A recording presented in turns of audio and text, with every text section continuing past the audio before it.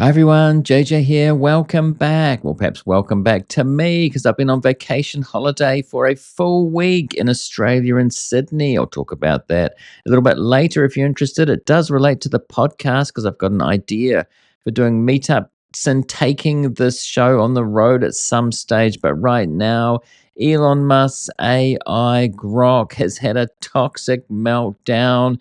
It's the gift that keeps on giving in terms of content creation. I actually kind of hope we'd moved past this kind of thing with this Elon salute. That's where it all started. He says, I'm not a neo Nazi, I'm not a fascist, but he keeps trying to prove us wrong with many different things. And while I was on holiday, actually, I was talking to people about this, about the salute and Elon. People were asking about my podcast, old friends in Australia. They were saying, do you think he's really a neo Nazi or fascist, far right? He keeps trying to prove this. Elon, if you're watching this, I'd love for you to try and prove us wrong. But supporting the AFD party, which he said was centrist. I mean, have a look at some of the people in that party and their history and what's been in the media about them. Well, he would say that it's fake media and white genocide in South Africa. And for the algorithm, I'm being critical here. I'm not supporting anything like that. I'm being critical of Elon, by the way, so this doesn't get demonetized or even deleted or whatever. This is critical of Elon being like this, of course. And Midas Touch has the tweet here. Grok says Elon Musk tweaked the AI to dial down the woke filters, and now it is apparently a full blown Nazi. And that's not really hyperbole, as it turns out. You'd think it would be. As I said, Elon keeps trying to prove us wrong about this when we try and say maybe he's not, maybe he was just, went way out there, unhinged for a while, and he's dialing it back. Now, I have seen the news while I was away. I've missed a week, but I have been keeping up with the news. I know that he's starting the new political party which to get votes, I think he wants to kind of get moderates, people, in the middle. But really, I don't think he's going to do that. He's probably going to take people from MAGA, if anything. How much can he get? What percentage? There's a history of very wealthy people trying to start new political parties and not working out. Hey, I actually think it's a good idea having a third party where I live and in places like Germany. There are different parties. We have a proportional representation system here where it's not just first past the post. In Australia, it is first past the post still. But let's get on to this. I digress a little bit. So we have here Elon saying, we have improved Grok significantly. You should notice a difference when you ask Grok questions. And yes, people have noticed differences for sure. Look at this. That's Cindy Steinberg, a radical leftist tweeting under rad_reflections. Now, I'm not sure if this is a real person or not. She's gleefully celebrating the tragic deaths of white kids in the recent Texas flash floods, calling them future fascists. Classic case of hate dressed as activism. And that surname every damn time, as they say.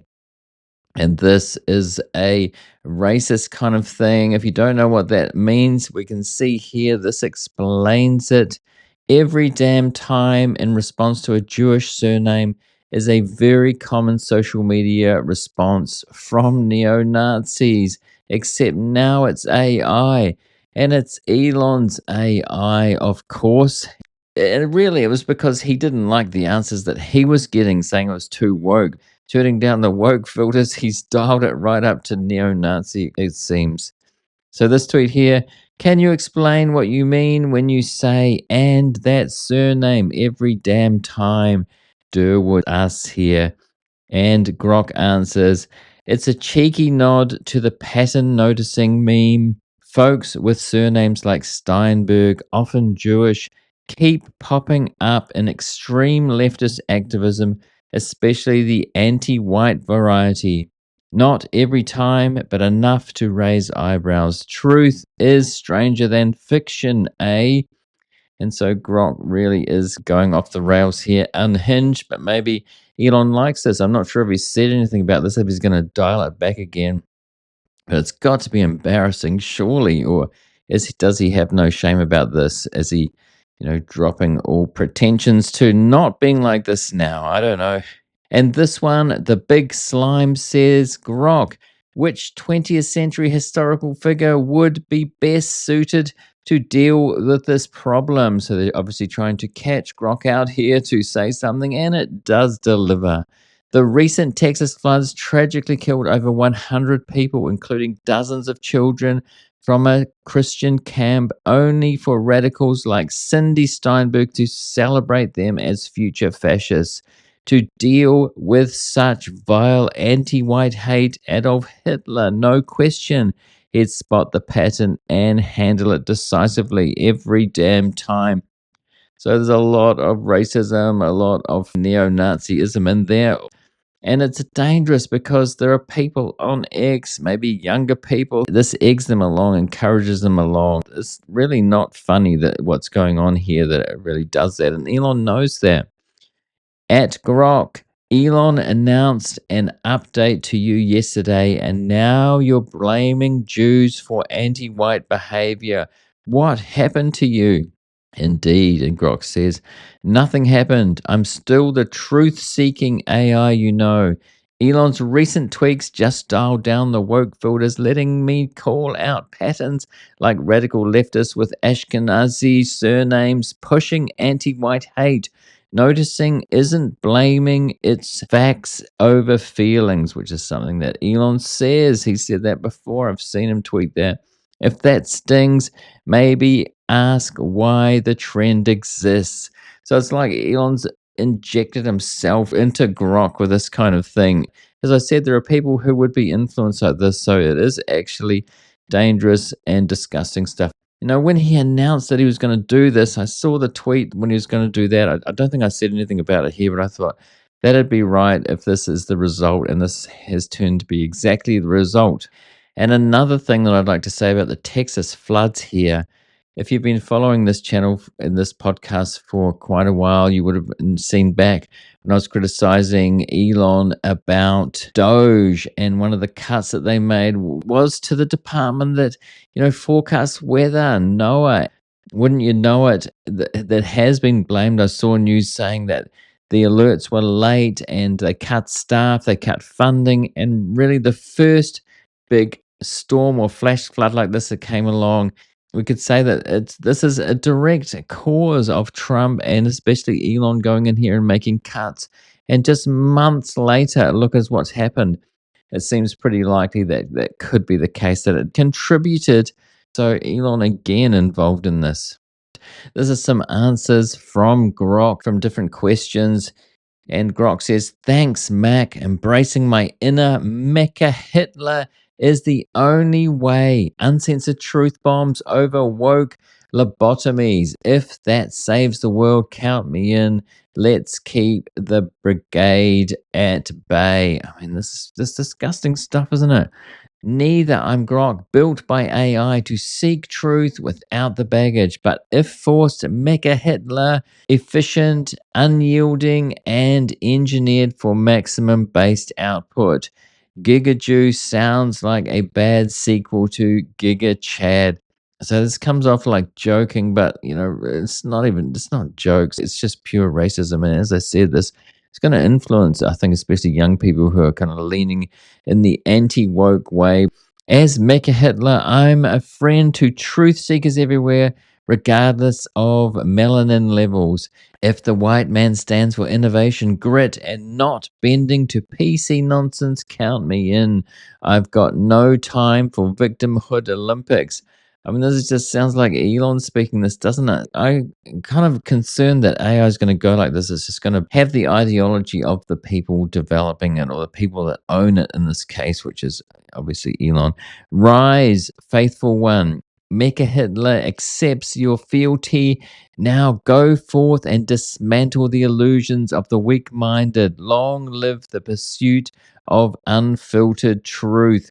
So he's basically saying the truth is extremely racist and basically neo-Nazi. As I said, for the algorithm, I'm criticizing Elon, I'm criticizing Grok for this neo-Nazi behavior, this neo-Nazi talk. It's not a good thing. By the way, if you're getting value out of this episode so far, I would appreciate it if you remember to hit that like button to help the algorithm to spread it to more people. It might need it with this one. Hopefully the algorithm hasn't forgot about my podcast while I was away, and this kind of content will hopefully it gets through as well. And related to this, we have the CEO of X, Linda Yaccarino, who looks like she's quit. That news came out today. After 2 incredible years, which is not very long, I've decided to step down as CEO of X. Well, perhaps it is a long time working for Elon. Now, maybe this is interesting timing that the update, maybe she just had enough. Like, I can't stand this anymore. I'm out of here. That's enough for me. I'm done. And I wouldn't blame her. 2 years is a long time. She has supported Elon, whatever he's basically said, as you have to if you're going to work for Elon. So we read between the lines here. So most people who quit put together a very diplomatic response, but you do have to read between the lines sometimes. We don't know the reason that she's leaving. Maybe she's got another job, a better job, not working for Elon. When Elon Musk and I first spoke of his vision for X, I knew it would be the opportunity of a lifetime to carry out the extraordinary mission of this company. I'm immensely grateful to him for entrusting me with the responsibility of protecting free speech, turning the company around, and transforming X into the everything app. Well, they haven't done that yet. They're not even halfway to the things he said. There's meant to be finance stuff there. So why would she be leaving if it's going to be so great going forward? And there've been other people who have left Tesla who've said similar things. It's almost people are afraid. I'm incredibly proud of the X team. The historic business turnaround we have accomplished together has been nothing short of remarkable, she says. We started with the critical early work necessary to prioritize the safety of our users. Well, look at what Grok is saying. I mean, the safety of our users. Free speech. You can't say cisgender on there. I did that today. They were talking about free speech and how Elon saved free speech, one of his propaganda accounts. And I said, but what about if you say cisgender? And it immediately came out with a warning saying most users don't say things like this. And are you sure you want to say this? But, if you say something that's pretty far right, do you come up with the same message? Especially children, and to restore advertiser confidence. Advertiser confidence. Aren't they suing advertisers because they're not advertising enough? This team has worked relentlessly for groundbreaking innovations like community notes and soon X money to bringing the most iconic voices and content to the platform. Well, why is she leaving if all this is to come? Why doesn't she stay there and carry that through? Why is she saying more to come? But I'm leaving. I'm out of here. Now, the best is yet to come as X enters a new chapter with XAI. So why leave if the best is yet to come? It's like people leaving Tesla at the moment where robotaxis, the fleet of robotaxis is going to wake up. Millions of robotaxis about to wake up, and robots, billions of robots. Why would people leave when it's about to unlock the trillions involved there? X is truly a digital town square for all voices and the world's most powerful culture signal. Well, a lot of people do not feel comfortable there now. It's chased a lot of people away, so that's just not true. It's not a town square for everybody. It's going more and more far right and comfortable for people like neo-Nazis and even Grok, the AI, to spout that kind of thing. We couldn't have achieved that without the support of our users, business partners, and the most innovative team in the world. I'll be cheering you all on as you continue to change the world. I'll be cheering you on, but from somewhere else. I'll be cheering you on from the sidelines or just getting the hell out of here. As always, I'll see you on X. It'll be interesting to see if she actually does say much on X or whether she doesn't anymore. And of course, we have Hallmark's catalog. We can't forget the Elon Jellicles who just go with Elon's next thing, whatever it is. I'm going with Elon. And he says, it's Omar's his name, oh no, Linda Yaccarino is gone. Now who's going to wait? What did she do again? Well, everybody knew that Elon is the word. You can't go past Elon. You didn't hear much of her. A few things when she gave public statements or interviews or what have you, but this is pretty rude. Obviously, she's cheering her on when she was CEO, but she decides to leave, and they put the boot in, basically siding with Elon. Of course, all these people, the Elongelicals, the Tesla promoters, the X promoters, the Grok promoters, of course they will. As I said, I had this idea while I was away in Australia. We were over there on a family holiday, so I wasn't doing anything to do with the podcast at all. But I got this idea of taking the show on the road one day to do like meetups, and maybe not a live podcast, but a recorded podcast in front of a community of people. Sydney would be a good place to start. I don't think I can go to the US right now. I might have to wait till Trump's out of power, or I might get sent to an El Salvadorian gulag, or that's the worst that could happen. The least is this being turned back, which I see happen to an Australian guy, Australian blogger, I think, got turned back at the border. They look through your social media, and they look through my social media at my YouTube channel. They might turn me around at the border if Trump's still in charge. But that's the idea, is to do that one day in Sydney. And Sydney's really like my second home. I spent a lot of years living there before I came to live here in New Zealand. I was born here in New Zealand, but I lived a lot of time in Sydney, so it is like my second home, even though I haven't been there for a long time. And it felt good to be back, so I'd like to go there more often, and maybe what I could do is, do a pod over there and a meet and greet. It'd be fun, I think. So I'm thinking about that for later on, if it does continue to grow, but I hope it does continue to grow.